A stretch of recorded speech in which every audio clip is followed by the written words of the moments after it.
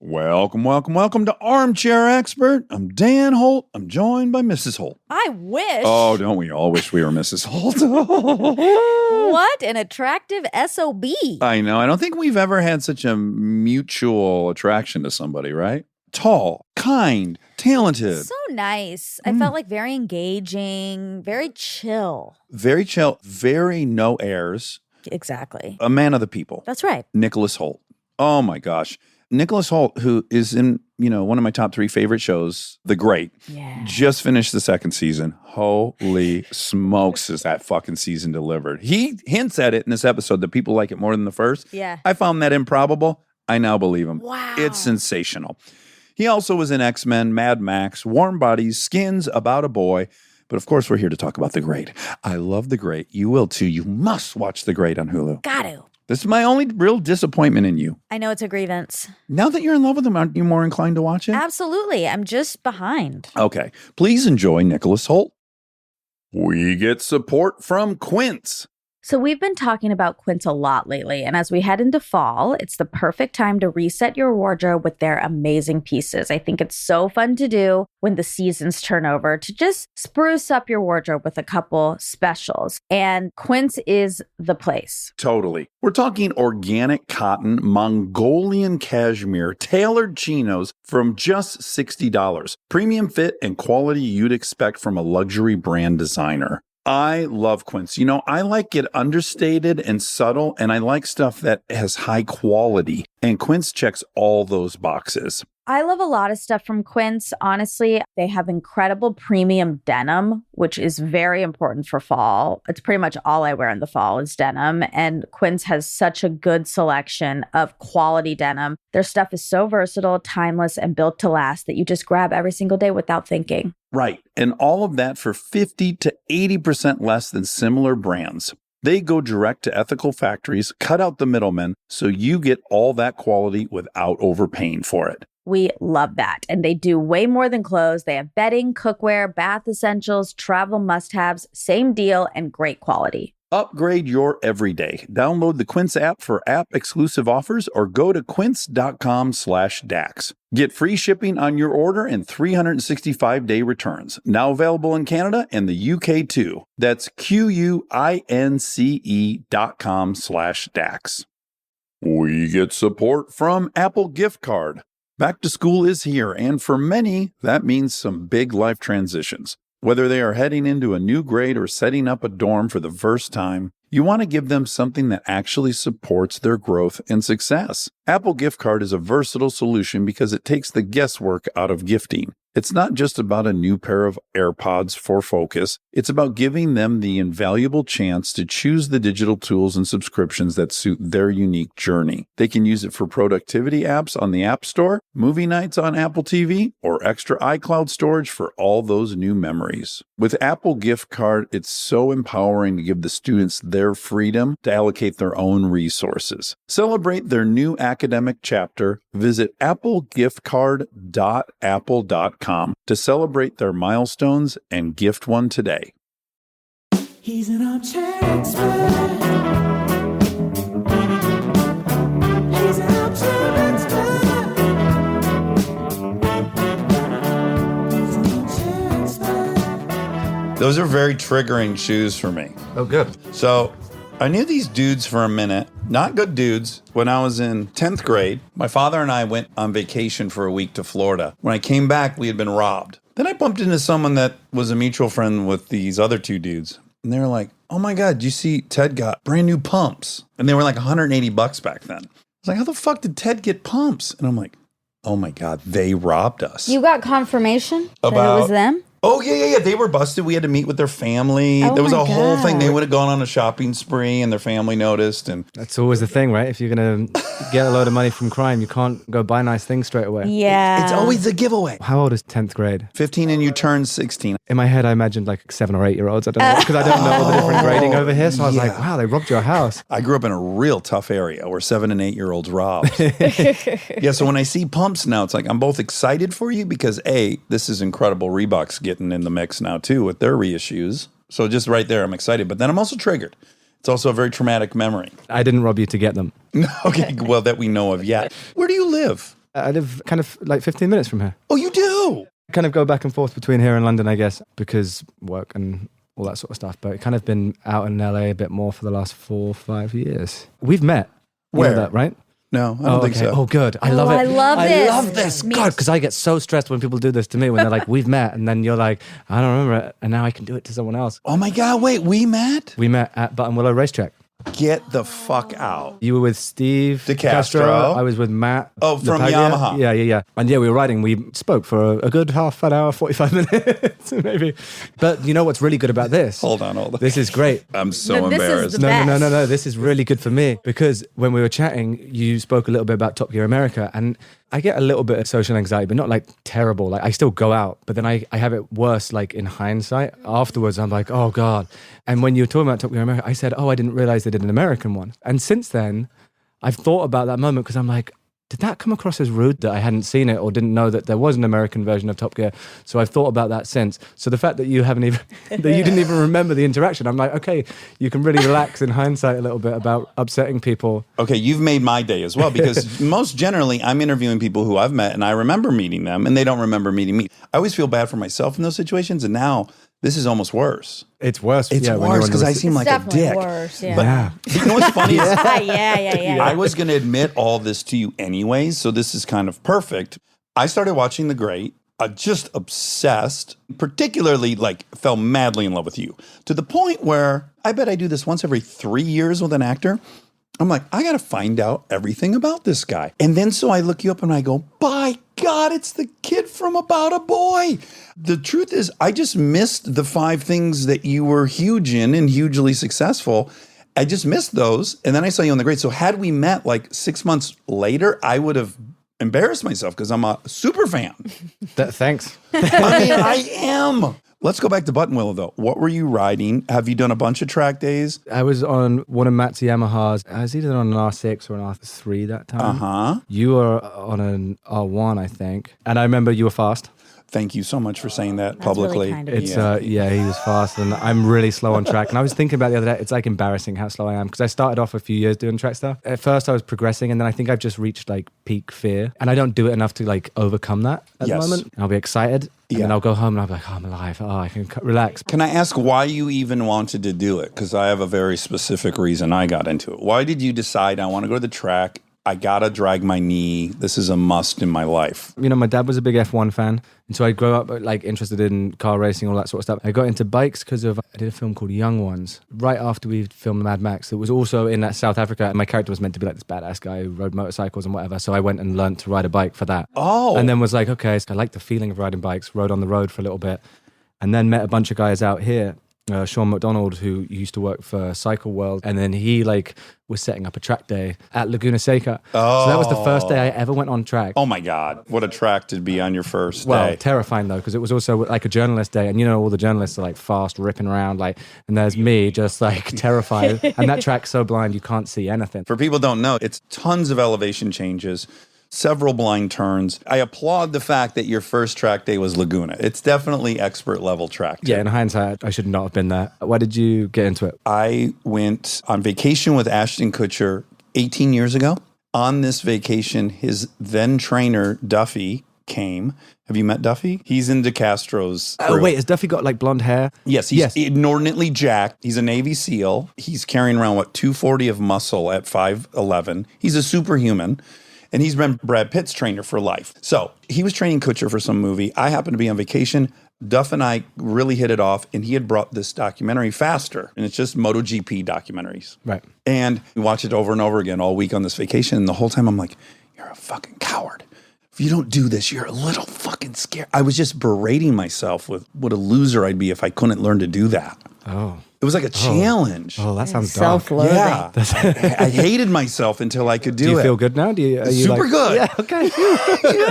Yes. All right. I do. How often are you getting out there? Well, I got home from that and I immediately went with Duffy and DeCastro to a track day. That was probably 17 years ago. And then I probably went once a year, every year. And then 2 years ago, I started going kind of a lot again, like 5 or 6 a year. Yeah.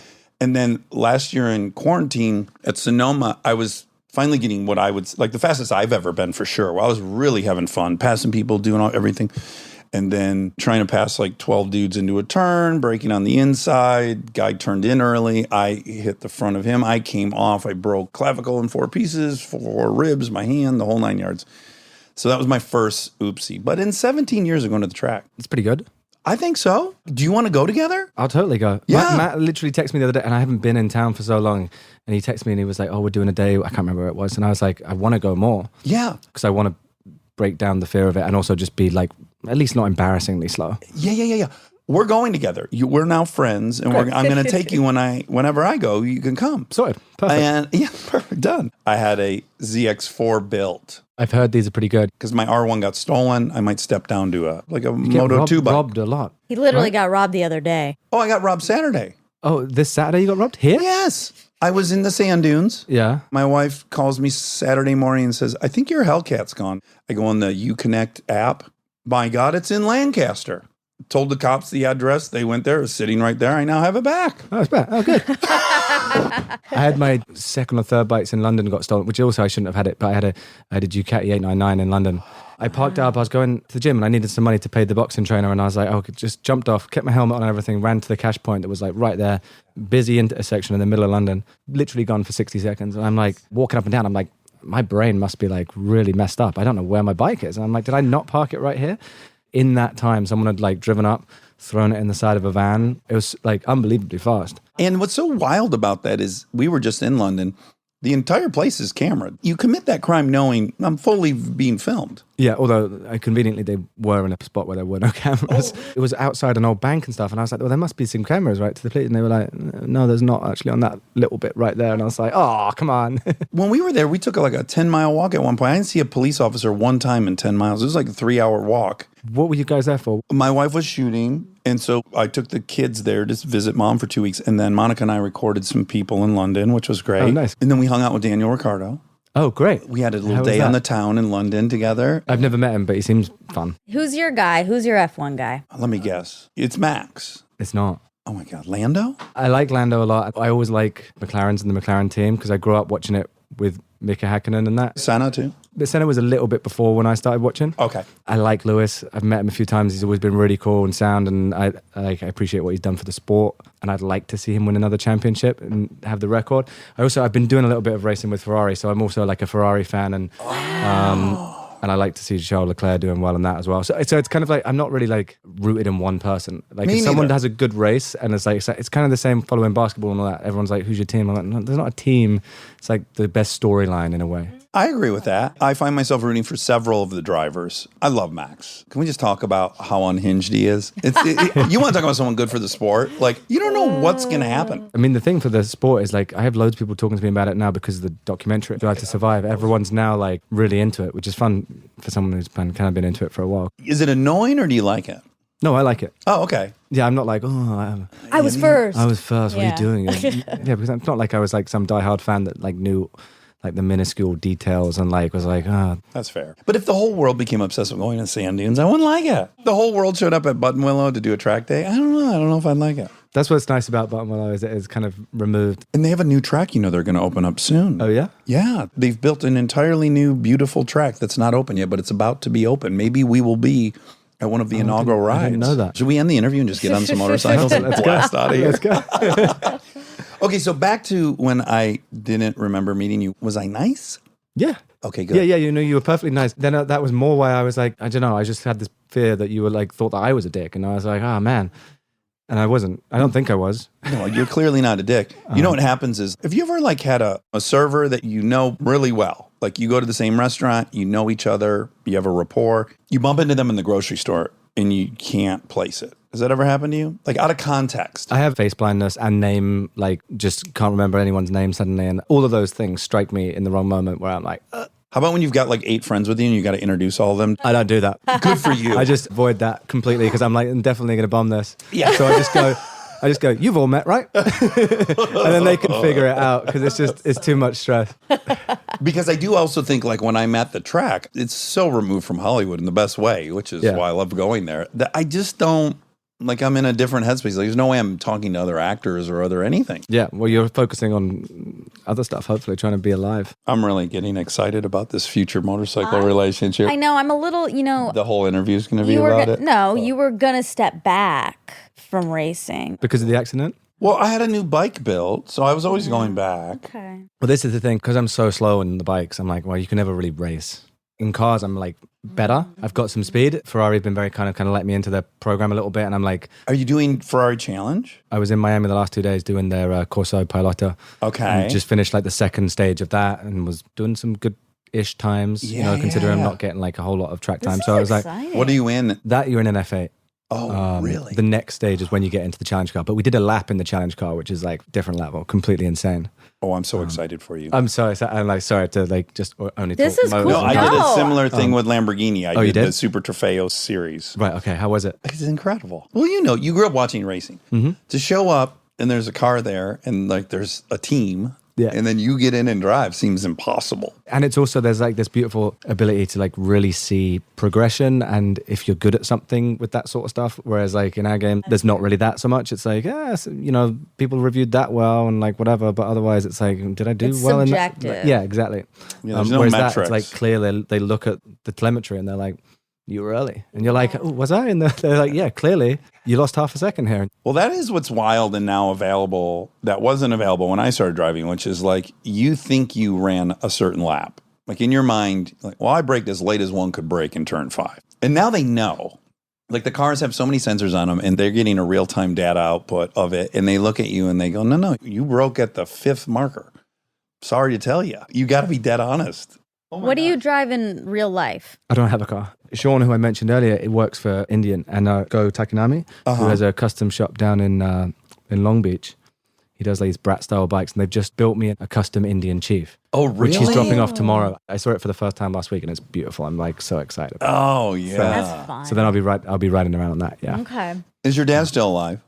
Yeah. Okay, good. Yeah. We gotta And start there. he actually got into bikes after me as well, interestingly, because he saw the fun I was having and was like, oh, I want wanna to do try that. that. And I think it was also like a little bit of a father bonding sort of nice thing. And so you guys will ride together? Yeah. You guys were close growing up? Yeah, he was an airline pilot, so he was back and forth a lot traveling, but close, yeah. Like a commercial. Yeah, for British Airways. So did you get to travel a ton as a kid, like for free? Yeah, a fair bit. Where do English people go? Like we all go to Orlando, Florida. I don't think we went to Orlando. It's a shame. It's a damn shame. We did get to travel a fair bit. Did you go to Africa? Yes, we went to Kenya. It's one of my favorite ones, and it's actually one of the clearest ones, even though I was like 4 or 5. But I remember because we'd gone at Christmas time, and Santa Claus was on a camel on the beach, which at that age, you're like, oh, this is quite an image that you remember. My older brother and sister were watching Chitty Chitty Bang Bang. You know that Oh, one? we watched it last night. Right, Literally. okay. Oh at my the So they were house. watching that. Yeah. And you know the bit where the child catcher comes like upstairs and they're hidden under the floor or whatever? Yeah. That bit got to me, I guess, and I like freaked out and like ran out of the room that we were using, like, you know, when you have the connecting rooms, and went into my mum and dad's room and was like, they're watching a scary movie, blah, blah. Chitty Chitty And he like Bang Bang. tossed in there, like ready to like scold my older brother and sister, being like, what are you watching? Like it's like traumatic for him, thinking they were watching something terrible. It's Chitty Chitty Bang Bang. Oh my God. That's great. And you were raised largely because dad was traveling a bunch. And then your brother, I guess he was at a boarding school or something, your older brother? No. He was at home till 18. Then he went off to uni, but he was 12 years older than me. So, Oh, 12 years older. wow. So you were 6. so yeah. Okay, so the point is you spent a great deal of time around sisters and a mom. Yeah. This is ideal. Anyone who has a boy, I just wish they could figure out how to get this done, where you're basically raised by women. Yeah. Do you think I it's mean, a good, it was- ultimately, I feel like it's been good for me. yeah. What is it that you see about it? Well, I had a single mother, so I didn't really have a dad around. So I think I'm very comfortable chatting about emotions. I'll talk about that forever. I like to sit and look eye to eye and talk to people. That's very much a female way of communicating. Like boys are supposed to play an activity and look in different directions, and then maybe they'll talk, but probably not. But women will sit down, they'll stare right at each other, and they'll start chatting. And I clearly got that from being raised by a woman. Which is good for podcasts, It's, certainly. it's Yeah, it's incredibly worked out. useful. That would terrify me, the idea of trying to host a podcast. That was like Oh, why? the pressure of like having to be able to talk. That's like scary. Yeah. Did you ever do improv? Not really, no. Do English people have improv? I don't think it's as big as it is on the Yeah. scene here. It's not an institution. There. Yeah. How old were you when you did About a Boy? 11, 12? I was 11, yeah. And do you know Nicholas was in his first movie at 5 years old? Oh, Year younger than wow. Delta. Oh, wow. That's so young. That was a film called Intimate Relations. At the time, I wasn't a big role in it. So you were in a porn when you were 5 years old? Yeah, check it out. All I had to do was be like, I was Julie Walters' grandson, and I had to eat like cake. And did you eat too much because you didn't know better and get a little tummy ache? Maybe? Probably, but I feel like I'm pretty good at eating and not getting a tummy ache, which is like... Yeah, you're cut of a different cloth. You're a specimen. That's what's It takes going years on. of training to be able to do that. But you also did ballet. Yeah, which is weirdly, I'm like trying to learn this dance routine for this job at the moment. And I suddenly like, oh, this is lucky that I did ballet. And again, that goes to growing up around a lot of women and being in that world and being comfortable. And What was it like, though, at school? I think I was pretty lucky where it was like I grew up in a pretty nice area most of the time. And obviously there's bits where you're like, this is awkward. And I definitely feel like I don't want to draw attention to myself. Yeah. But then there's also that bit of you that you're also like, all right, well, don't show weakness. Well, that's what I'm saying. If you're doing ballet and you're in movies and you're a boy, these are some potential areas where people could ridicule you. Yeah. But you're also big for your age. You're big for your age now. You are quite tall. How tall are you? I'm like 6'2". When we hugged, it was comparable. It felt right. I felt like I was being held. Finally. Here's what I'm getting at.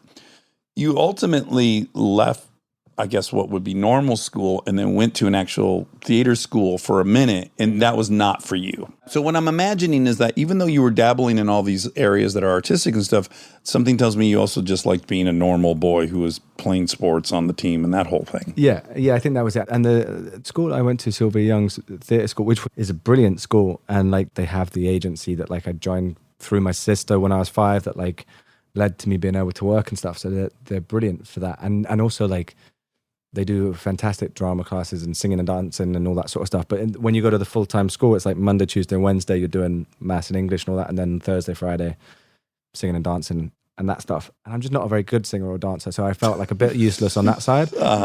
You had one foot in like work mode and one foot in like, all right, just go like back to school and hang out. And I don't know. You wanted yours more like compartmentalized. Like for this 6 months, I'm a kid. And it was also like just after About a Boy, and it was also when at that age even you're aware that like people talk about like kid actors failing and all this sort of stuff and like how bad it's going to be and how tough it's going to be. So like suddenly having all your eggs in one basket at that point is like quite an intimidating thing. That was going to be one of my questions. Like at that age, are you aware of like this kind of archetypal arc of a, can I use arc and arc? Archetypal arc? That sounds redundant. Anyways, this kind of well worried about trajectory of child actors. Were you aware of all the pitfalls and the improbability that you would have a sustained career as an adult? I didn't know what like the archetypes were. I wasn't like, oh, this person had this happen and all that sort of stuff. But like interviewers or like people around, you just hear like murmurs of it and all that sort of stuff. So it's like clearly something that there's a good chance apparently. Right. And at that age, like how out of 10, how obsessed with being an actor were you? Where has it peaked and where is it now? It was probably slightly lower because of the awareness of the potential of not doing it. You don't go like 10, this is everything, because it's like then if it doesn't... You don't want to let yourself get too excited. Yeah, so then it's like, because then if it doesn't happen or it doesn't work out, then you'll be like, oh, damn, that was a 10. Yeah. So like, maybe I'd put it around a 7. After About a Boy comes out, you're in a ginormous hit movie. At that point, are you like, oh shit, this is probably the only time it's going to happen? Or are you able to just go like, this is awesome, and I'm not going to worry about whether it happens again? Or what were you thinking? No, there was more like, I was like, oh, is that the peak? I mean, you couldn't have had too many evolved thoughts if you were 11. I clearly don't even have that many evolved thoughts now. So it's like, I doubt I was having that many then. Well, I know what happens on paper. You just continue to work, and then you get on this show that everyone loves in England. Skins, yeah. You're at your most awkward as a boy. You're like, what, 15 or 16 or something? Yeah, 16, 17 we were doing that, yeah. So that's a little scary, I guess. You know what? That didn't feel going in too scary because there was no expectations on that show. It was good writing and like a really fun, wonderful group. It kind of felt like high school or college years, whatever it is at that age. It was just really fun. And then when it was successful, it was kind of like, oh, yeah, that worked out well. Yeah. People really liked it. Surprise. Yeah. So there wasn't like, whilst we were doing it, there wasn't like, this has got to hit. Yeah, you're getting the 8 o'clock slot on Thursday where we put our best shows, and it's going to be this. Yeah, it was like the first time that E4, which is Channel 4 is like one of the bigger channels in England, and E4 was like their spin-off, more digital, when like, you know, it seems so long ago now. Yeah, they're more, and it was like the first show that they'd commissioned for that channel, but like, I don't know what I'd equate it to nowadays. I was just thinking in my head how much all of that's changed so much. Oh, yeah. Growing up, it was like we had channel 1, 2, 3, 4, 5, and that was kind of it. And then Yeah. they gradually got a couple more, and then it was like, all right, now you've got 20, and now I'm like, whoa. Yeah, now there's 16 streaming platforms, and you still have 140 channels. Yeah. And then you spend your whole evening like going through. Seriously, it's like an hour of just scrolling, and then I'm like, I guess I'm tired. And then I go to bed. Does that happen to you too? Oh, all the time. Yeah. All the time. I'll scroll for a little bit, and then I'll be like, you scroll. I've scrolled. Gone through that. You hand it off. Like, we'll do 50-50 scrolling. and then be like, oh, well, there's clearly nothing out there. We must have started 9 things in the dunes. What have you started? I don't want to say them because ultimately I turned them all off. And then it became this thing where Aaron's like, you got to tighten up the duration before you exit these things. So then we found ourselves like, we had to make a verdict in 2 minutes. Like if this show or doc didn't grab us in 2 minutes, on to the next. Wow. Totally lethal and 2 cutthroat. minutes. Right. Can you imagine? Like what a shitty consumer I am. I felt guilty being in this business and doing that, but the stakes were high. We needed something. We must have started 7 documentaries. And I was just like, no, don't care. Weren't feeling it. Yeah. It's got to be real hooky in 2 minutes for a doctor. It really does. To get you, right? It does. Okay. So then after that show, the next thing is you audition for Tom Ford. Yeah. And you get a role in A Single Man. When I look at all the things you've done, you're on this incredible trajectory. Like everything's just pretty high quality and with good people. And it's fortunate, but I think that's a big chunk of the puzzle, is it not? Getting in that movie? Oh, yeah, completely. And that was actually meant to be someone else in that film. I don't know, it was like 2 weeks before or something. And so I got a phone call from my agent being like, hey, can you go on tape for this thing tomorrow? And I was like, yeah, okay. Did it. And then got a phone call at like 3 a.m. or 4 a.m. the next morning being like, can you get on a plane to LA to go have dinner with Tom Ford? Who, at that point, I had no idea who Tom Ford was. I wasn't like particularly aware of fashion world or any of that stuff. This is like me at the fucking motorcycle track talking to you. I didn't know. I was out to lunch. Definitely very different level. But I didn't know, like, we went to Sunset Town, I sat down and had dinner with him. And at that point, I'd also done that stupid thing where I looked him up on IMDb. And all it says on IMDb for him was like Zoolander himself. Yeah. You're And I like, was this like, guy. And I was like, oh, that's cool. Now he's like directing this film with Colin Firth and Julianne Moore. And I was like, that's so good for him. What a leap. And so I literally asked that question. I was like, how did this end up happening? Oh, good. And he was so nice. He was very humble about it. He kind of was like, I was in fashion and all this sort of stuff. And I'm like, oh, interesting. That sounds good. Fashion, eh? So it sounds like you cobbled together a living I'm from like, that? business been good? And then I went back to the hotel and I was like, oh, let's Google off of IMDb. And like the first images that pop up are like him on the front of Vanity Fair with Keira Knightley and Scarlett Johansson stuff. I'm like, oh, that's interesting. He didn't make it sound like it was that big of a deal. And then I guess his own brand launched like right after that film released. I think because we like wore his suits to the premiere in Venice and stuff, and it was like, oh, this is nice. Well, you guys even did like, you were in a campaign, right? Yeah, I did an eyewear campaign. That again, all this stuff just happens last minute. Where I was like, we were doing a photo shoot for a magazine, I think, and then Tom was like, hey, I'm doing the eyewear campaign tomorrow. Do you want to do that? Yeah. And I was like, no. Not before 10, right? yeah, I can do that. It was like all these bizarre things that just kind of happened last minute, and you're like, oh, that was nice. I feel like you have a great attitude about too. life, I which do is too. probably why you're rewarded over and over again. About just things happening. Like it doesn't seem like you're too concerned about Every little anything. thing. Yeah. I guess that maybe that's just part of like so much being out of my control for so long in Yeah. terms of I don't know, this business. This is what acceptance mode looks like. Yeah, this is what it is. Sometimes it goes your way, sometimes it doesn't. I'm not going to take it personal. That was probably ingrained by my mom because like there were times when you'd audition for things 4 or 5 times a week. There were definitely times where I was like, I don't know if I want to do this anymore. Like that's been a lot of rejection to take. I think that's what keeps other actors from wanting their kids to do it. But at the same time, I'm like, it's such a character builder. Would you let your kids go into it if they wanted to? Yeah, I don't want them to do it as children. I want them to have like a, quote, real life as possible, I guess, so they can bring that shit ultimately. But like acting's a fucking great racket if you can get it. If you can make a living in it, like I've had all the other jobs, they're not as good as acting. It's pretty amazing. It is. Like when I'm talking to other parents of actors who are so opposed to it, I'm like, What job have you had that you think's better, that you'd rather see your kid doing? Like if they go hang out with peers and shoot the shit for 90% of the day and then work for 5% of it? That's a good job. The thing that I always think about it is that you get to basically just live 1,000 lives and do 1,000 things all in one. Like Yes. the stories, the places you're traveling, the people you meet, and the characters you're playing, and like the stuff you learn to then try and play them, and the skills that people give you to try and. So you suddenly just get this wealth of stuff coming at you. Well, take Mad Max Fury Road. Like you're in Namibia. Yeah. In a desert for what, 12 years? How long did you guys make that movie? Fucking decades. Yeah, we were there for. I mean, some people were there for a long, like, over a year. I think I was there for like 7-8 months. I think. Okay, 7-8 months in the Namibian desert. Wow. That is a trip that like someone might plot out 30 years in advance. When they retire, they're going to go do this thing. They're, like I always think of it as like parachuting into things. Like I got to do 2 USO tours where I went to Afghanistan, and I feel like I just kind of materialized and I was in a war. And I was like, this is really surreal. Even in that moment, were you like, I shouldn't be here, or I should be? What were you? Oh no, I'm like, I belong here. Oh yeah. Arrogantly, I'm like, this is my kind of thing. Yeah.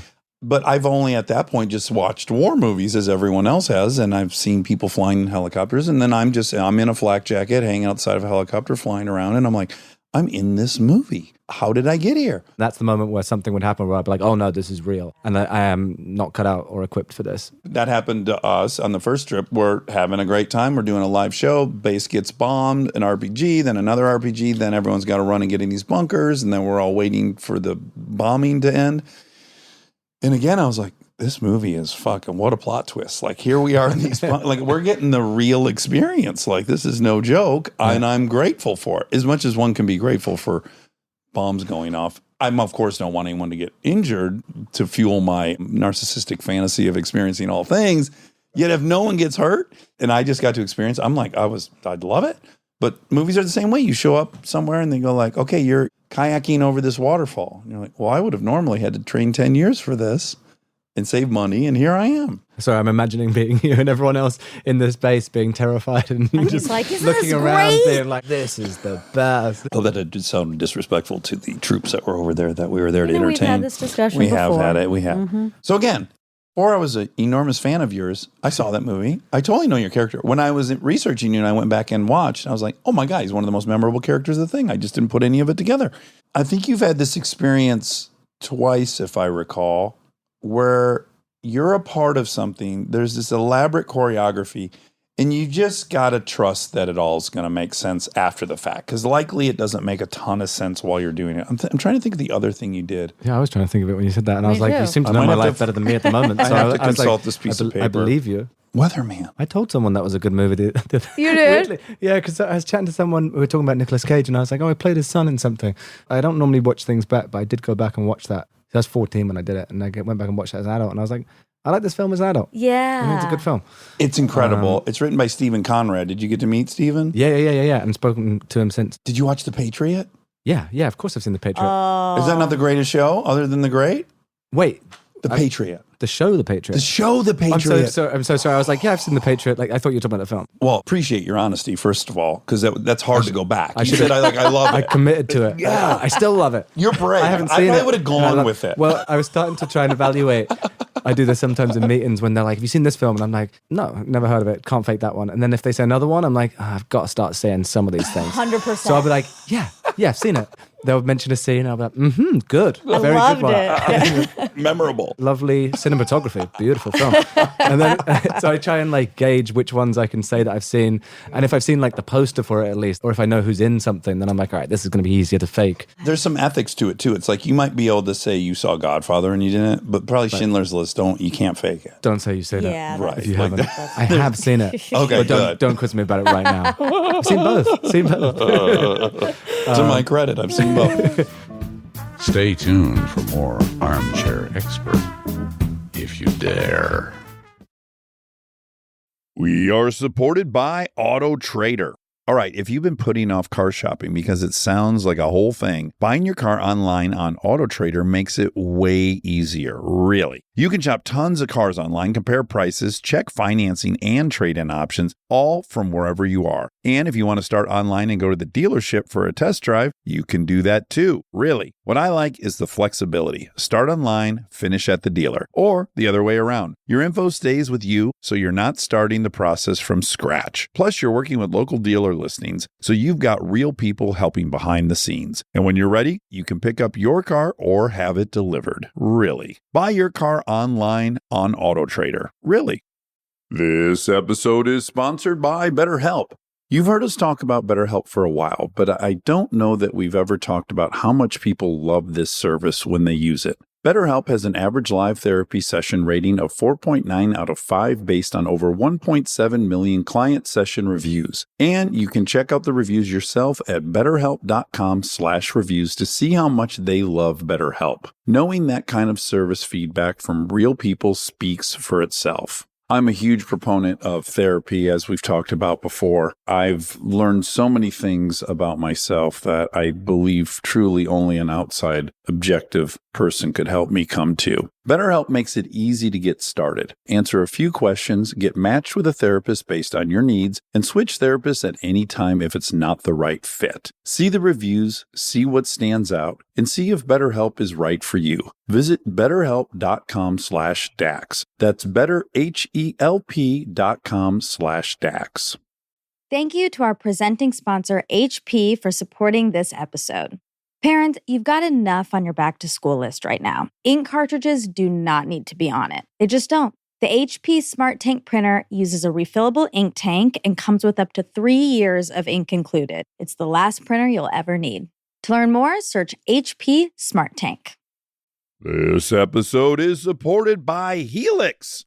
All right, let's talk about something we both really care deeply about: sleep. It's the most important thing. I've had my Helix mattress for years now, and I genuinely think it's one of the best investments you can make for your home. Mine still feels just like it did when I first got it. Well, that's the thing. It's not one of those mattresses that caves in after 6 months. These things are built to last. And, I'm a side sleeper. I ordered a side sleeper and I get hot, so I have cooling. And I can't tell you how much more comfortable it is to be in there, not sweating and tossing and turning. Cooling is really important. I've read that you're supposed to sleep a little bit cold.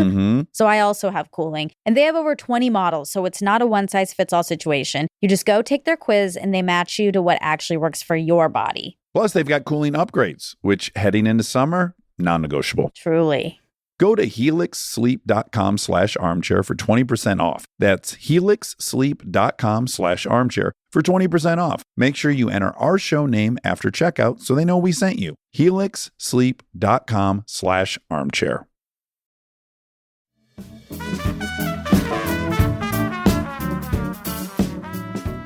Okay, The Patriot. You're going to love this. It's the best show. It's a great show. Nothing to do with the film. Nothing to do with the film. It's on Amazon Prime. Okay. You must watch it. It's the most incredible. There's 2 seasons. It's a perfect show. Oh, brilliant. Okay, Yes. I'll check it out because I do love his writing. I think his writing's brilliant. And then he had another show right after that called Perpetual Grace. Okay. With Ben Kingsley is the lead. But I have worked with Sir Ben Kingsley. Oh, you have? We did this film called Collide in Germany like 8 years ago. I don't know, my timelines are all messed up. But I remember having a really nice discussion with him. We were chatting in between scenes and he just kind of broke down, just said how much he loved acting still. Which to hear from Sir Ben at that point, you could tell he was having fun Being someone else. in the scenes. And it was being outrageous and being ridiculous and all that. And you kind of just get to be all these different versions of your personality. Well, your role in The Great's very much wish fulfillment in some dark recess of all of us men. Like the idea that I could just be the ruler of this country, do absolutely nothing but fuck and get drunk and shoot people when I'm bored. I mean, it's like the id's dream. Bass. Yeah. Back to Glory Road, because I'm sorry, Fury Road. Fury Road. Glory Road. Back was to the porn Glory version, Hole. Which You've Back been to your in film, so Luke. many porn. I've been in so many pornos. Back to your film, The Glory Hole. No, Fury Road. It was The Favorite. The Favorite, you also had to do a bunch of choreography. You were explaining, which I thought was really cool, is that the director of that would have you just start grab her, now do this, now you're laughing. Yeah, really interesting. And I would actually say that Fury Road and The Favorite were those two directors, George and Yorgos, were the two most similar audition processes and like kind of building in terms of how they get performances out of you as an actor. It was interesting to see how they both compare, because like George's thing, like we did like this 4 or 5 hour audition for that, where it was like for maybe the last half hour we were doing scenes, but the rest of it was like observation games and like word association and blah blah and all this sort of stuff. And Yorgos did similar stuff where like in the audition he was like, right now there's an imaginary beam and you have to hum every time the other person's talking, and now salsa dance when they talk, but don't let it affect how you perform and stuff like that. And that was all the rehearsal stuff as well, which is really fun. Oh, wow. That's so cool. And it's just weird as an actor because you're like, I don't know how much of a fool I'm making out of myself. I haven't had any theater training either, but between talking to Monica and my wife, who both majored in that, and then having done Groundlings, it seems like half the process is just embarrassing the fuck out of yourself in front of all these people. And then you go, oh yeah, I can live through that. But feeling safe while doing it. Yeah, this would happen in the Groundlings. You're a lion, you're a chicken, you're a gazoo. You know, everyone walk around this room and you're just like, oh my God. I took a clown class. That's an actual class that I took. And you wear the nose and you clown. What was your like clown skill? You corrected the other clowns? No, you didn't talk. The clowns don't talk. But they do have their own very specific thing like we had to come up with. And I don't remember what mine was because I have a bad memory now. But I do remember being really good at clowning. Okay, so I got a lot you of- were I a got a lot of standout, but you praise. can't remember how That's you were a right. standout. That's right. I remember once being put into a singing competition dressed as a clown. So maybe there's some weird thing where if you just get embarrassed enough in life, it's like you just kind of live to a point where you're like, eh. Particularly in that environment, which you say, like as you say, is like a safe, fine place to be embarrassed. Like in life, if I get embarrassed, I'm like, oh, this is horrible. Like I'll start to cry. Me too. That's my instinct. Eyeballs start welling up. I'm like, Same. oh, bright red. I'm like, get me out of here. The saddest thing I've seen in the last 10 years was Monica walked into a glass door.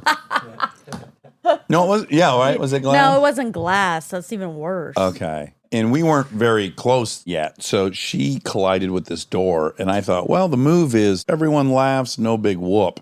That wasn't the move. And then Monica left. You had to I was cry. leaving. Yeah. But then I was crying. So wait, did you start the laugh? I believe you- so. did you Yeah, I thought I was commit to, trying. like, this is funny? Yes, I think that was my move. Which is what I do when I'm embarrassed, is I just kind of start laughing Yeah. uncontrollably. Yeah. Is there a lane of things that embarrass you more than others? Like Monica's is walking into shit primarily is the big I guess physical, yeah. Like ineptitude physically. I've never categorized it before. The one that's popping up in my brain is a friend of mine who's now really famous and successful, but he used to love saying my name really loudly on the tube. And the more that he would see me just like go into my show, the more he'd get enjoyment out of it. Excited. Yeah. Attention. Does that count as a category? It Yeah. does. Yeah, absolutely. Most of my friends in the first 10 years I was working were all comedians, and that is the game. It's like you're in the back of the liquor store, they're at the counter, and you go like, Will Arnett from Arrested Development, do you want a Diet my Coke? God. I'm in the cooler. Like just try to fucking humiliate the person. And that's like a bit. Yeah. Yeah, and it's fun for everyone but the person. Yeah. Yeah, I'm going to start trying to flip it back on people more. yeah. Like, It's real fun literally to do. It's not the fun to be the recipient of, Yeah. but You'll hear me over like the loudspeaker next time you're on the track. can we get Employee of the Month, Dax Shepard up here? Back to Mad Max Fury Road. So do you have the type of disposition that with The Favorite or Mad Max where it's like, you're not sure what this plan is, but fuck it, I trust this guy, George Miller, and I can just table the fact that I don't know what's going on? Yeah, I'm pretty trusting in that. I'm like, they're pros. Yeah. There's a Yeah. reason that they've made great movies, and like you have not made any great movies. You don't know what you're doing. So like, if they ask you to do something, try it and commit to it. But can I say something? Because I think you're a great actor. And I think what's stood in my way quite often is that exact thing. It's like, if I can't wrap my head around the thing they're asking me to do, I'm liable to not do it. I hate to admit. There's definitely been times, by the way, when people have been like, "Hey," and you're like, "I don't know, Yeah, this doesn't feel right. sure." But then that's probably speaking of bigger things about the whole story or character or whatever it is that you're doing, as opposed to like that exact moment. Then there's probably questions about how you both see it, I guess. But it sounds like someone like George Miller could take you and could help you build something that becomes spectacular because you're open to it. Potentially, yeah. I see that as courage. No control issues is Yeah, what I I'm don't really- gathering. yeah, I don't mind just being like, yeah, go on. Maybe that'll blow up. Maybe it's already blown up. So far, so No. good. Mad Max is like my Bible. Not Mad Max, Road Warrior. Road Warrior, I saw that when I was like 8 years old, and I love cars and motorcycles. So that movie is everything. So, did you like those movies growing up? Had you seen Road I Warrior? had not seen them. Okay. I think they were again slightly before Well, yeah, you're 2 years younger than Monica. Oh, no. Yes, I bad didn't news, know Monica. that. This is a trend. Oh, really? She was always the youngest. Like the first 3 years we did this, she was always the youngest person here. And lately it's starting Honestly, turning. I know the feeling because I used to always be the youngest person on set. And now it's got to the point where there's like people being my kids. I think our business more than any other will point out to you how old you are in this very peculiar way. I had a great conversation with this actress I was working on a show with. The script came out and basically they were starting her storyline that she had Alzheimer's. And I said to her, isn't this business weird? It's like, I never felt like I was old enough to play someone with kids, but then I just found myself on a TV show where I had a son. And I'm like, yeah, I guess that makes sense. Everyone else agreed this makes sense. I must be that age. Like I've seen this fuck with some older actors. I was like Zeke on Parenthood. Like Craig T. Nelson, he found out, he's going to die this season. He's like, this is a weird fucking thing to know that this is plausible and reasonable that your character would die because you're that age. And there's also in this industry, there is a little bit of that Robin Hood sort of thing where it can keep you pretty young mentally and stimulated and like you're always bouncing around. And I think also time travels at a different pace because it's like, I'm shooting this for 3 months, 4 months here, and then blah, blah, blah. And then suddenly it's like, 5 years went by. Yeah, I certainly feel that where I'm like, I'm 31 now, and I was suddenly like, oh. You're right, because it's compartmentalized. They almost all feel like summer breaks. Like, summer breaks here. I'm doing this for 3 months. Like that increment for some reason feels right. At your age, 32, I was like, okay, it is time to have children, but you're ahead of that schedule. You have a 2-year-old? 3-year-old now. 3-year-old? Yeah. Boy or a girl? Boy. Oh, how fun. Yeah, it's really fun. Have you got a bicycle already picked out for him? He's got a little bicycle. The stabilizers have come off a little bit as long as I'm like running alongside, which is a different level of like fitness. I've realized like dad fitness because it's like you're hunched over, holding, running as fast as you can. I don't know what that does to your hamstrings. Maybe you can ask your mate who's like the trainer for Duffy. But yeah, ask Duffy and be like, what is that? Because after doing that for like 5 minutes, I'm walking home and I'm like limping. I don't know what's going on there. My thing was just bending over and taking the baby out of the cradle. I threw my back out like 5 times in the first year Lincoln was born. I was like, this baby's 8 pounds. It's not like I can't lift 8 pounds, but it's just where the cradle is. Maybe that's where the dad bod comes from. From having to hold From like them. very specific movements, like picking a baby up out of a crib, bicycle. There probably is a little bit. I noticed that like you kind of do that like hip hold a little bit and holding for a long time, sometimes walking a long way, like sticking your hip out, holding on to this weight. I don't know. Yeah, totally out of balance. Yeah, and like your spinal, like Yeah. it's probably not something that's great. Well, the other thing I noticed is like I always carried her like a football on my forearm. And I was like, this is great for the biceps. Like I always felt like I had a little mild pump on. That's what the dad bod is. It's like the arms are biceps strong, and the but then body's there's a mess. little bit of a gut, and a little hunch. Yeah, I think we figured something out today. Oh my gosh. Science. Yeah, exactly. Love it. Okay, I'm going to move on from glory hole. But you're in the desert and you're in these crazy cars and they're all running around you. Yeah. And if ever there was a moment you could actually buy into the scenario you're in, I got to imagine that's the one because it's just the scope of it was so fucking big. Oh, it was mad. There would be like, I don't know, 100 vehicles, bikes, and like those huge V12s and W12s and all these like massive monster trucks around you. You'd be sitting there and the stunt team were incredible. They'd give like everyone the signal to like start up. And also the amazing thing about that was Hugh Keys-Byrne, who played the Immortan Joe, who played the toe cutter back in the original Mad Maxes, who sadly passed away a couple of years ago. He had this amazing thing with all the war boys where he would put images of his face up around the stunt gym and he would make everyone recite like nursery rhymes. And it was kind of this cult-like thing where he was our leader. And then you'd see the whole stunt team and all the cast and everyone who was playing these war boys and then start to like work themselves into a frenzy on these vehicles and the drums and the engines and like all the... So it would literally be there and you're like the hairs on your arms would stand up. You know what it makes me think of is like if you could find yourself in the Haka. Do you know the Haka? Yeah. Like I always watch the All Blacks do the Haka, and I'm like, I have a sense of how they feel during that, and I want a taste of it. Is it pronounced haka? What do you say it as? The Haka?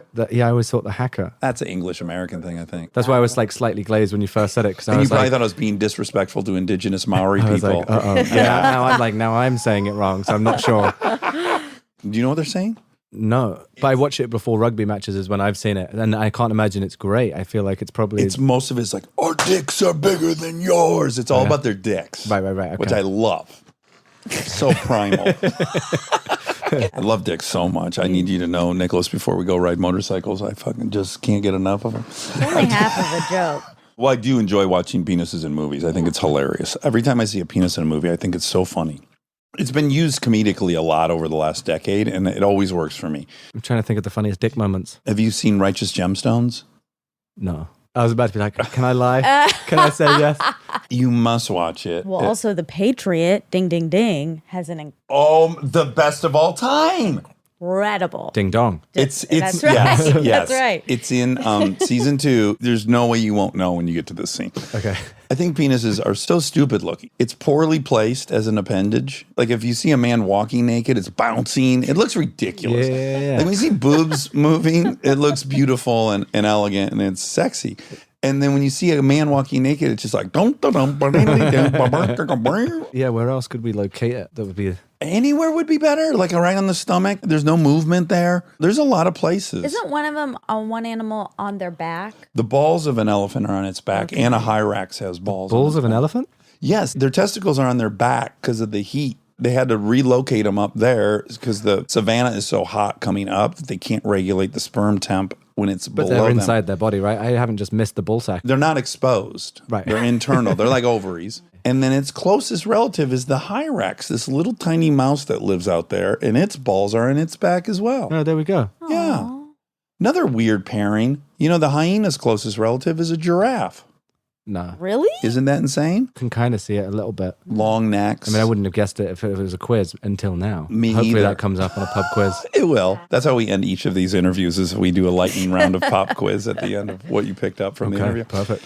Okay. The other one I wanted to talk about was Warm Bodies. Not because I want to talk about the movie, just because I'm on Top Gear with Rob Corddry. That's who I do the show with. Yeah, I love Rob. Yes, I watched hilarious. some little thing with you talking about having so much fun as zombies. They were both zombies, and they would that's so improv with noises. Yeah, it was honestly a nightmare though, because Rob's like an improv genius and hilarious, and even with just being able to grunt at each other. Obviously, you're not allowed to show anything being a zombie, and he'd be grunting and doing his fucking funny stuff, and I'd be there and just like shaking with laughter, trying to contain it. Give him my love. I haven't spoken to him in a little while. I saw him outside a studio here maybe a year ago. I texted him today saying, "Tell me something about Nicholas. Do I want to know? Great guy. You'll like him a lot. Perfect guest because he's smart, funny, and introspective, and easy on the eyes. Tell him I said that." He was dating Jennifer Lawrence while we were shooting, and she was on location the whole time. I'm not sure which one of them mandated that. He saved me one time. This was when Silver Linings was being shot, I think. It was like a Friday night, and I'd gone out with people from the crew, and I got so drunk, and I was meant to pick her up from the airport. I woke up and looked at my phone, and you know when you haven't plugged your phone in and it's Yeah. just dead, and you're like, you'd set an alarm, but your phone's not there, and then I turned it on, and there were voicemails being like, "Hey, landed." And then the next one being like, "Where are you?" And the next one being like, "You're dead." Next one's I hate your And, fucking maybe like, guts. and then we got to set later on. I'm so hungover, it's a mess. Like I'm like, I'm sorry. Oh God. And Rob goes, "I'm so sorry. I forgot to get you from the airport." And I was like, "Whew, safe. Thank you."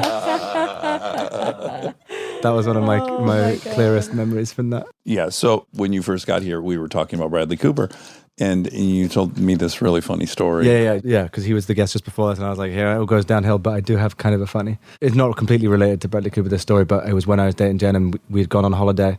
Like a great day, we'd gone spearfishing, caught these fish, and then like the people we'd gone with like cooked them up, and then I was eating mine, and I was like, yum, delicious. And then she's like, "I don't like mine. Can you eat mine?" And I'm like, "Well, I don't want us to appear to be rude." Oh my God. So I like doubled down. I was like, ate all that as well, and then proceeded for the next 3 days to just have the worst food poisoning. Anyway, it relates back to Bradley because that was around the time that they were about to do Silver Linings together. And so on the way to this holiday, I remember like walking through the airport. He'd just been voted People Magazine's Sexiest Man of the Year. He was like, his face was on the cover. And already you're like, oh, girls, they're cool. about to do a movie together. He's the sexiest man alive. That's great. Bodes well. Super comforting. Whilst I had like proceeded to be literally on the toilet, losing my soul. Whilst this was happening, they had their first like prep chat, and literally how you two are giggling now, it was like that funny. Their conversation, and at one point I hear like the sliding door open of the hotel, and then like my more God. laughter, and then muffled laughter. It was honestly one of the lowest points in my life. All I could see was his face from the front of that magazine, and hear her laughter from their work talk, and Well, you considered whether or not you were going to die on this toilet. she would come in occasionally and be like, "Are you okay?" I was like, "I don't know." She's like, "I'm going to ask Bradley if he has any tips on this." I'm going to call Bradley. I know he'll know. He's been through everything and lived. Oh my God, that's so funny. Okay, now let's talk about The Great. Other than The Patriot, that's the show I tell the most amount of people that they need to watch. I fucking love it. I do want to say this. The show takes 2.5 episodes to get the tone, which is a great compliment to the show because the tone is very, very original. And the first 2.5 episodes, you're kind of like, am I allowed to laugh at this? Which is the same thing as The Patriot, the show I want you to watch. Okay, yeah. You're like, fuck, that was kind of brutal. Can I laugh at that? But once you know that you can, it's just like this incredible ride. I can't imagine they could have predicted that you would be so likable in that role because you're a fucking piece of shit. And yet you're so fucking likable. It's crazy. And then I found myself about episode 8 last season going like, well, this thing broke itself because I want them to be together, which cannot be the intention, yet has added this level that is so stimulating. Yeah, well, I mean, that was Tony's intention. It was. So, yeah. That where you're kind of suddenly you're like, oh, they're kind of great for each other. I mean, it all does come back to his right, and he's a genius. Because he wrote The Favorite as well. Yeah, that's where we met. And then once we did that, he was like, oh, I've got, at that point, it was a screenplay for The Great. As a feature or as a feature at that point. And I read it and I was like, the Peter role and that was brilliant. And I was like, I'll do whatever. And he was like, I'm going to turn it into a show with Elle. And I'd done a film with Elle, the one that I originally learned to ride bikes for, that I was telling you about earlier in South Africa. That was with Elle. Oh, okay. I played like her terrible husband in that as well. Oh, wow. That's quite a pattern you guys are Yeah, in. exactly. That's all we do together. So I loved her and thought she was going to be brilliant in it and was like, this is going to be great. And I just had the best time on The Favorite and with his dialogue. And it's very rare that you get like that much freedom within something that's very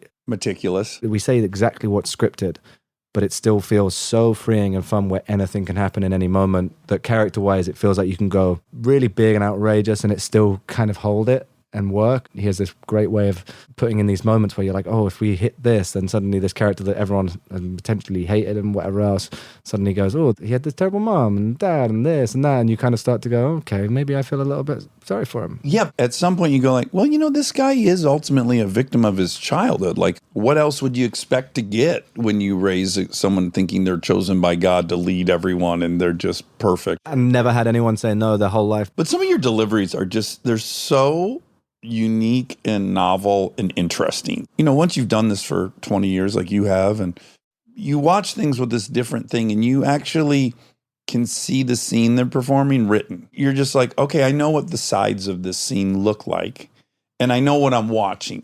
And generally, like, the bigger that departure is, the more fun it is if you know how the sausage is made. Yeah. So it's like I'm watching some of these scenes and I'm thinking about what your lines look like on paper. And I'm thinking, well, I wouldn't have thought of this really creative way to do it. That thing of like imagining the sides. I've just gotten into this thing of like, there's an Instagram page that has this thing where you can watch the scene and it scrolls the script underneath it. So really? But I've kind of got a little bit obsessed with watching scenes and seeing the pages because then I'm like, oh, wow. Because there's scenes where you look at it and if you were reading it, you wouldn't be like, this is going to be great. But then you're watching it as it goes and you go, wow, that's actually incredible. Let me first say what The Great is about in case someone hasn't seen it that's listening. It's about Catherine the Great. So it's like mildly historical. It's a complete departure. I think even the title card says like... Occasionally true. Yeah. Occasionally true, which I love. I've been to her palace. Oh, have you? Yeah. When I was like 23, I went with my mom on a cruise that went to fucking St. Petersburg and we went to Catherine's palace. It was a little sad. They didn't have the budget to kind of maintain it. So it was just a spectacular thing that was kind of eroding in front of your eyes. So anyways, it's about Catherine the Great. And basically at the beginning, she is married to Peter III, which you play. And in Russia in 1915 or somewhere? No, it's late 18th century. Not even too sure. Okay, great. It's before any of the world wars. I'll say all the numbers and you can edit me in saying. Exactly. Yeah, it's in 1881. And you're just a monster. And she has these great wishes for Russia. And then it's just hysterical. But there's a scene in it that I would put up there in my top 10 scenes I've ever seen, where the audacity of the scene and the fact that it was executed. And I want to know what your thoughts were when you read the script and you realized that's what we were going to have to film at some point. There is a moment where you have been poisoned and you are fucking. And at the moment you orgasm, you also throw up blood and shit your pants. And I was like, I can't believe I'm watching this. And it's been pulled off. It was executed. Like, it doesn't bump for you. You're not like, what am I watching? You're like, oh my God, that was spectacular. So when you read that and you knew that, like, oh, I got to do that on Wednesday, what were your thoughts? I think I was honestly thrilled. Sometimes when you're doing a scene, you're like, oh, this scene's kind of been done. So like, where am I going to try and find the space to like Do something make special. it worthwhile? And so, yeah, ejaculating, defecating, and throwing up all at the same time was certainly one where I was like, oh, I've never even imagined this was possible. It's incredible. And I think that's part of the genius of his writings, where he kind of has these audacious moments and ideas. And it's kind of like almost sometimes like, can I get away with that and still keep it serious enough and like dramatic and emotional enough within that?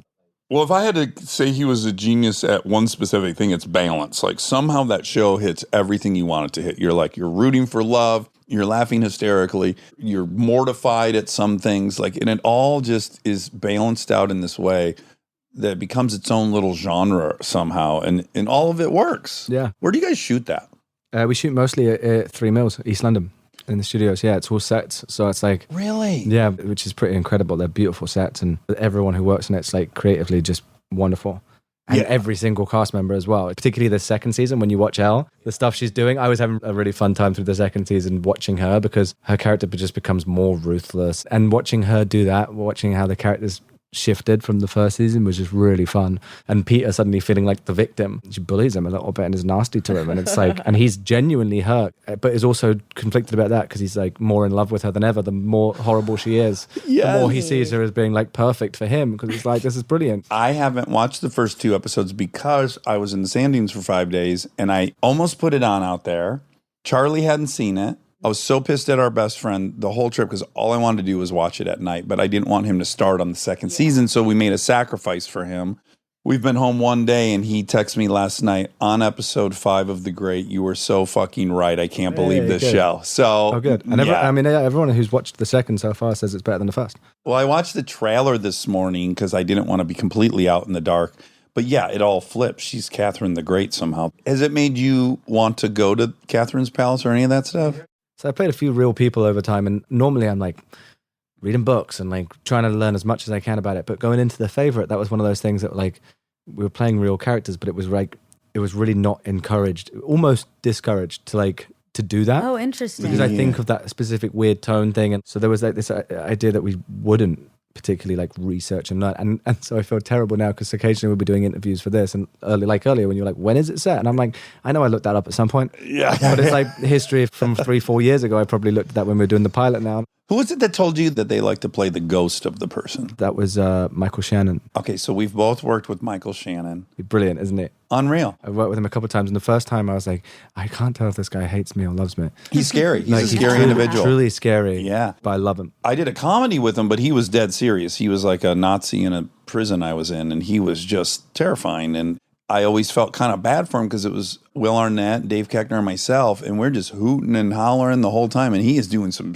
major lifting for us. And like brilliant, and in it when he's there, it's Oh, like it's work. Terrifying. But also, like, that was the same film that I did with Elle. And we all lived together in this, because we were in the middle of nowhere in Springbok in South Africa. And we'd sit out on like our little veranda having drinks in the evening, me and him, which was like some of my favorite memories, just sitting with him and hearing his perspective on things. But what's the shadow thing? Michael Shannon told him that when he does people who are historical figures, instead of doing an impersonation of them, to play the ghost of them. Oh, that's interesting. Yeah, because we did a film where he played George Westinghouse and I played Nikola Tesla. And I remember hearing him say that. And that kind of clicked something for me a little bit. There's a weird thing when you play a real person where you do start to revere and love them so much that it becomes difficult to play them in a way, because you're like, oh man, I just care for this person so much, and trying to do their life. Because you normally, they've done some pretty incredible things if you're making a film about them. So then you're like, how do I Honor them. And that's maybe not the right way to be. Yeah, it's a rose-colored glasses kind of view. Yeah. Did you have reservations about committing to a show since you've been like living in movie world so much? I definitely had before that, but just doing The Favourite and knowing Tony and his writing, I didn't then. Because I had so much fun on The Favourite, I was like, I know I'm going to have so much fun with this character. Yeah. Because I think that's the thing sometimes with shows for me. I've been like edgy about doing them for a little while, because depending on the length of the show, sometimes it'd be like, 5 years of doing something for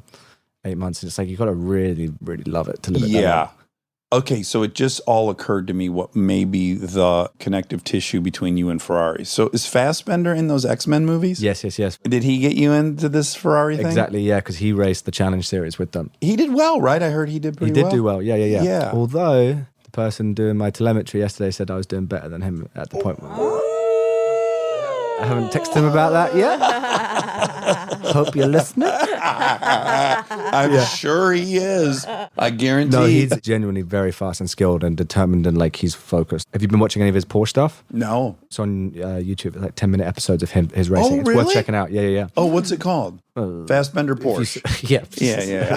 Such that, I guess. You're not a details guy. I'm learning that about you, which is fine. You're a broad strokes guy. I'm broad stroke. Oh, Broad no. strokes. I'm going to start saying that to the directors. And they're like, can you do this? And I'm going to be like, I can't really. I'm broad more stroke. broad stroke, to be honest with you. I wonder if you'll find this liberating. I was one time reading, poor listeners of this show know this inside and out, but my favorite interview I've ever read of my life was Owen Wilson in Playboy. And there was a point where they said, like, a lot of actors have gone into being producers and directors. Like, how much control do you like to have over projects and, like, over the script?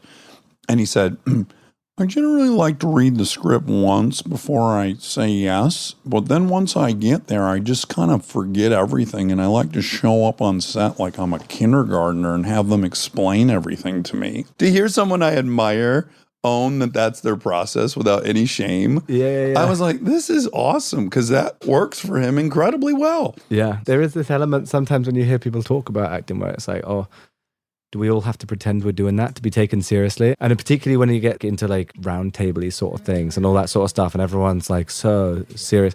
I adopted a Russian refugee to prepare for this role. Can you imagine if I was like living as the emperor of Russia for 9 months? It'd be a nightmare. Well, Nicholas, this is fantastic. I'm going to give you my number before we leave, and I hope that we end up at the track again. I'd love that. Thank you for having me. I'm so sorry. Last question. You drove a fucking rickshaw across India?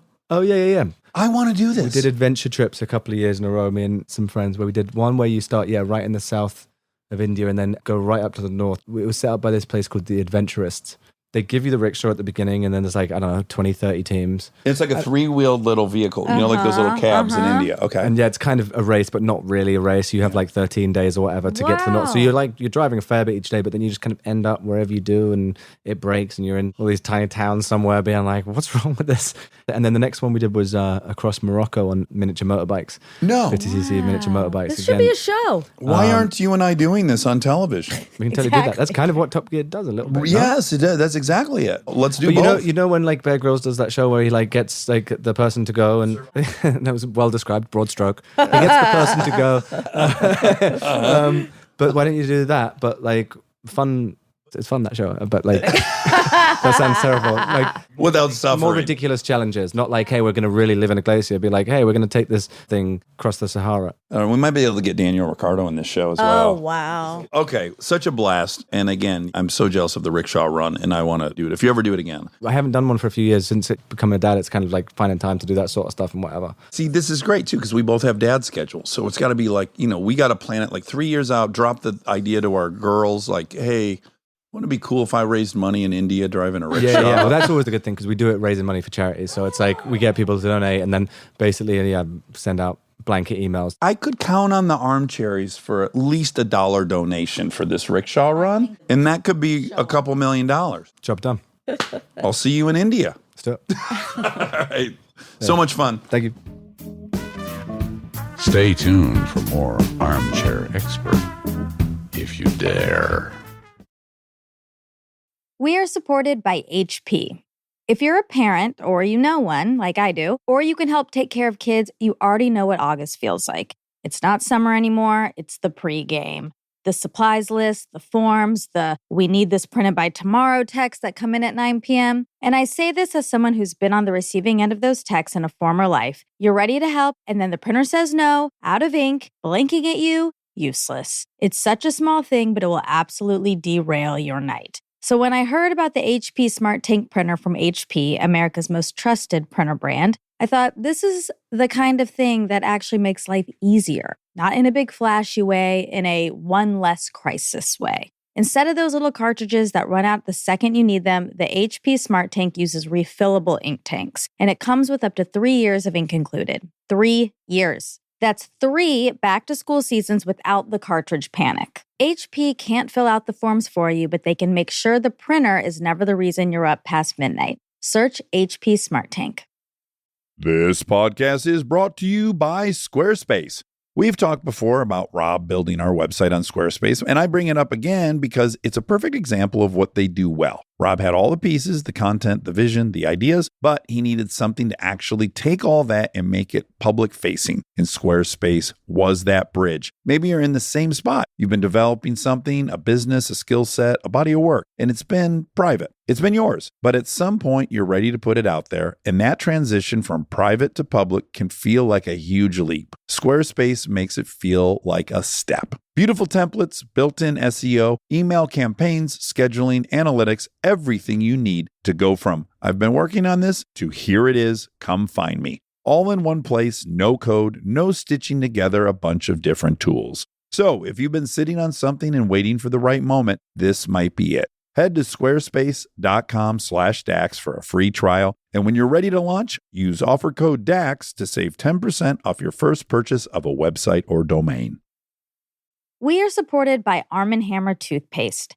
I feel like so many parts of our lives have gotten a little overcomplicated, including toothpaste. There's always some new ingredient, new promise, new thing you're supposed to suddenly care about. Arm & Hammer baking soda toothpaste keeps it simple. Powered by baking soda, a time-tested ingredient you already know and trust for a clean you can actually feel. It removes up to 3 times more plaque in hard-to-reach areas compared to a leading toothpaste, and it gently whitens. And if you hear baking soda and think, wait, is that gentle enough? Arm & Hammer is actually a less abrasive toothpaste, and it is designed to protect enamel. Myth busted. It's also the #1 dentist-recommended baking soda toothpaste. I am a broken record on Arm & Hammer toothpaste. I love it. I've been using it for years and years. My dad first introduced it to me, and I've never gone back. I've also gotten a lot of people on it, and once you go to Arm & Hammer, you won't regret it. My personal favorite is the Arm & Hammer PeroxyCare toothpaste. It improves gum health while gently removing plaque and surface stains, but also just my mouth feels so clean after. They have so many. They have advanced white toothpaste, which is great. I also use that. Complete Care toothpaste. Everything is perfect. Try Arm & Hammer toothpaste to taste the difference. Feel the difference. Shop at your favorite retailer between August 2nd and August 15th to save $1.50. Arm & Hammer baking soda toothpaste. Save $1.50 August 2nd through 15th.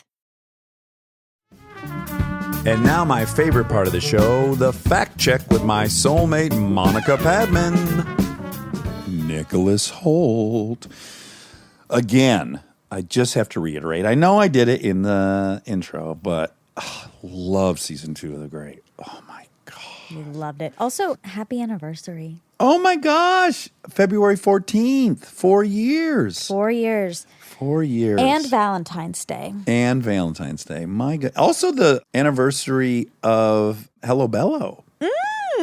February 14th has become a big, big moment for me. It's also the anniversary of Monica and Jess. Oh my gosh. It's a lot of things. Has anything not been started in our lives on Valentine's Day? I know. Yeah, but it's been 4 whole years. Do you know the origin of Saint Valentine? Do you know why there's Cupid? I think and there's love? a massacre. There was a massacre. Well, there's the Saint Valentine's Massacre, but I Yeah. think that was the English and the IRA, maybe. No, Sunday, Bloody Sunday. Am I confused? Is that on Saint Valentine's Day? Anyways, I'm starting too many conversations. But yes, I think Valentine's Day predates the Valentine's Day Massacre. Okay, yeah. Yeah, Cupid is a tiny baby in a diaper with wings, little baby wings. and he's a man, but he's a baby. He's a man baby. The And first he man child. shoots love darts everywhere. I wonder why they were like, well, it's got to be a baby and it's got to be a man. It's got to be an older man's face, as I recall. Well, does he or- have male pattern baldness? The image in my head.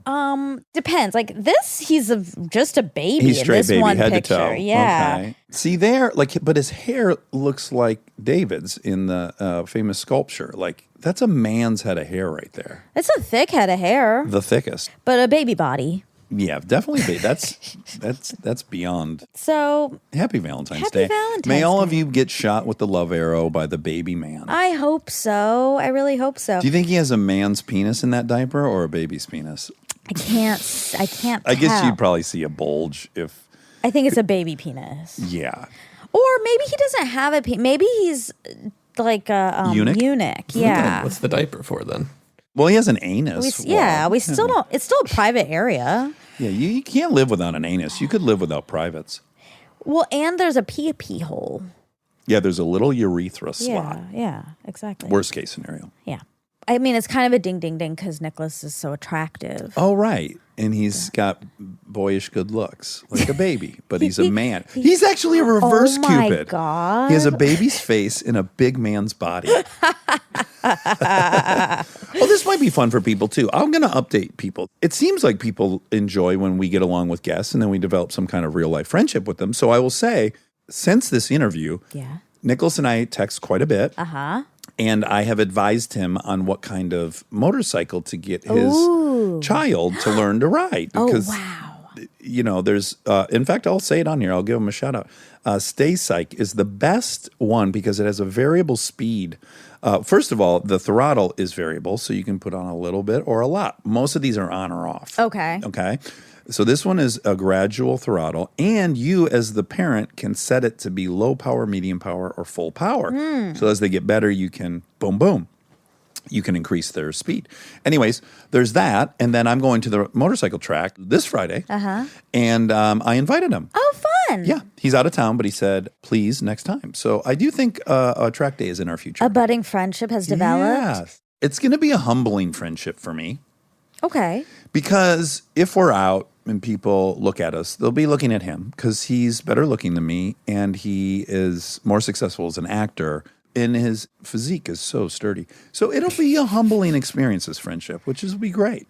I think you both bring so much to the table. Okay, thank you. Thank you. Yeah. Oh, shit, I should answer it just because it's sometimes fun. Hi, Sharon Weekly. Hi, buddy. Are you recording? I am. Do you want to say hi to Monty and Wobby Wob? Of course I do. Happy Valentine's Day.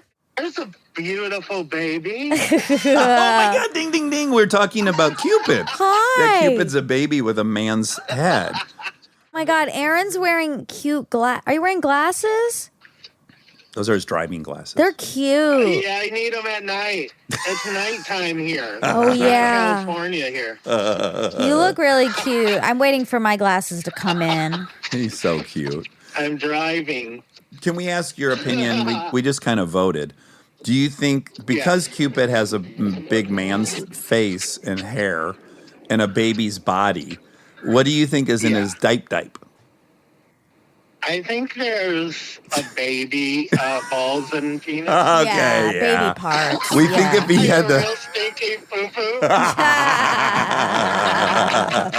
That's for certain. That's why he's so smugly smiling at everyone while he shoots his arrows. He's got a surprise back there.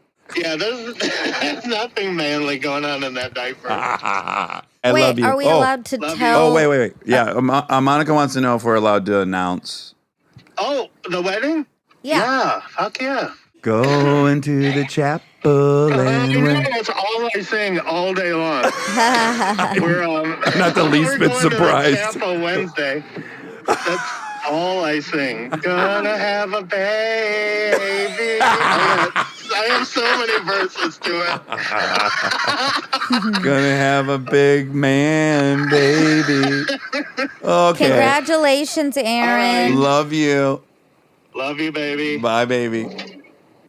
Oh, it's always fun to check in with Cheeks. So he doesn't know that we're flying there tomorrow to surprise him for the nuptials. That is so fun. You and Kristen are going. Yes, but I got nervous that you didn't Me know too, it was a surprise. but I didn't know it was going on. So for the behind the curtain, when I would hold the FaceTime to Monica, I was behind her going, and I was pointing to myself, and it couldn't have been obvious what I was saying. I didn't know what was happening, but I'm really glad I didn't. Yeah, I didn't even think of that when I spoil it. answered. Yay. Okay, well, cat's out of the bag. You're now. going to go. You're to gonna, the chapel and Aaron's gonna get married. I'm so happy for him. Me too. An armchair marriage. An armchairage. Yes, I wonder if that's the first or there's been many. Oh, that'd be nice if there It were many. would. I like that legacy. Yeah, me too. Unless they get divorced, and it's an ugly divorce. And then one of the members cuts the house in half with a chainsaw and then that car in half. You always hear about those stories. People go mad and they cut everything in half. Oh my God, they're so common. They sure are. Okay, Nicholas. I wonder if when we become really tight, I can call him Nicky. Ooh, Yeah. Yeah, I would ease into that. Okay. Who was Fassbender in the X-Men movies? He was Magneto. Magneto. Young Magneto, I guess. Speaking of a full-grown penis and balls, He has them. yeah, that's what he's kind of known for. Yeah. From Shame. Shame. I had never seen it. Fuck. I gotta watch it. It's incredible. There's a lovemaking scene that is so fucking accurate. It's insane. I've never seen one that was so Really? real. Yeah. What is so real about it? From the engagement, it's one shot. Oh. It's not spiced up with cuts and close-ups. It's just the carnal coming together and how that unfolds. And to me, is just as real as it gets. Yeah. Like, I was like, oh my God, I'm having like mirror neuron-y kind of, yes, I know this. Like, I could feel the whole thing while watching it. It was really wild. Oh, Yeah. shame. Shame. There's another Fassbender fact. Okay. Fast fact. What's Fassbender's YouTube Porsche racing show called? Oh. It's called Road to Le Mans. Oh, shit. Yeah. That's really ding, ding, dingy, because if you recall, in Brothers Justice, that rang a bell. In Brothers Justice. one of the movies you find out I tried to make was called 24 Hours of Le Mans or something, 24 Hours to Live Le Mans. I don't know. And then some weird car chase scene where maybe Carly's wearing a beret chasing me in a Porsche and I'm in the AC Cobra. And there's a lot of ECUs, extreme close-ups of my package. Right. Because I'm wearing very thin French pants. Sure. And then I would bounce my body around really radically as if during the car chase, everything down there was just getting wild. Yeah. And there's an exorbitant amount of jangling private parts, which Nate and I just couldn't get enough of. We thought that was the funniest thing And I ever. think that part was in black and white, if I do remember. Of course, it was French New Wave. Cinema Verde. It is a ding ding ding because penis. Yes, that's what I'm Penises. saying. I see. But that makes sense for Valentine's Day. Yeah, sure. I'm supposed to have a party today Right. because I need to have a You want to stake a claim. I do. I want to have a holiday that I can throw at my house. And lots of holidays are taken. So I've decided to take on Valentine's It's Day. a great idea. Yeah. Will you encourage lovemaking in the backyard? Sure. I can set up a tent. Oh, great. That's it. Okay, that's great. It was Was- 2 Fassbender facts. Yeah. 2 fast facts. All right, I got to watch Road to Le Mans. Yeah. You have to watch. The Although, great. Hold on 1 second. I got to fact check the fact check. Uh-oh. I mean, I could be wrong. I am afraid that that's actually McDreamy's doc series, Oh. not Fassbender's. I mean, it says Michael Fassbender, Oh. Road to Le Mans. What's Patrick Dempsey's doc series? His is also about going to Le Mans. All of us actors, man, we want to go to Le Mans. Racing Le Mans. Okay, so you see that? Patrick Dempsey also has a docuseries called Racing Le Mans. Wow. Road to racing. Racing, 24 hours to live. You take your pick. I promise you that as good as both of those actors' Le Mans shows are they certainly are, there is not an excessive amount of junk jiggling. Yours is Chock full yours of takes JJs. the cake for junk jiggling. All right, I love you. All right. Happy Valentine's Day. Happy Happy anniversary. Valentine's Day, everybody.